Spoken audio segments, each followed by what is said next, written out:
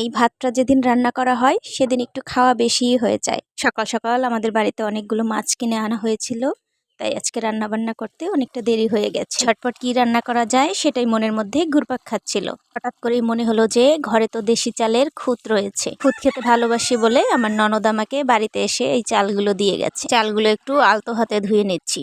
যদি ঘষে ঘষে চালগুলো ধুই তাহলে পুষ্টি গুণাগুণ অনেকটাই চলে যাবে। সময়ের স্বল্পতার কারণে খুদের ভাতটা আজকে আমি রাইস কুকারেই রান্না করব।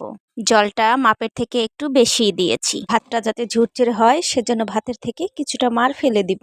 আর খুদের ভাতের সঙ্গে ছোট মাছ ভাজি থাকলে তো কোনো কথাই নেই। মাছগুলো লবণ আর হলুদ দিয়ে বেশ ভালো মতো মাখিয়ে নিয়েছি। এবার গরম তেলের মধ্যে মাছগুলো দেওয়ার পালা। প্রথমে ভেবেছিলাম অল্প অল্প ভাজি করব, কিন্তু তেল বেশি থাকার কারণে সবগুলো মাছই একসঙ্গে ভেজে নিব। আর খুদের ভাতের সঙ্গে মাছগুলো একটু বেশি কড়া করে ভেজে নিলেই ভালো হয়। মাছগুলো ভাজা হলে তারপরে দিয়ে দেবো বেশ খানিকটা পেঁয়াজ কুচি। পেঁয়াজের সঙ্গে স্বাদমতো লবণ আর হলুদ মিশিয়ে নিয়েছিলাম। তারপর এর মধ্যে দিয়ে দিলাম কয়েকটা চেরা কাঁচা মরিচ। কিছুটা সময় নেড়ে চেড়ে নিয়ে তারপরে চলে গেলাম ভাতের কাছে।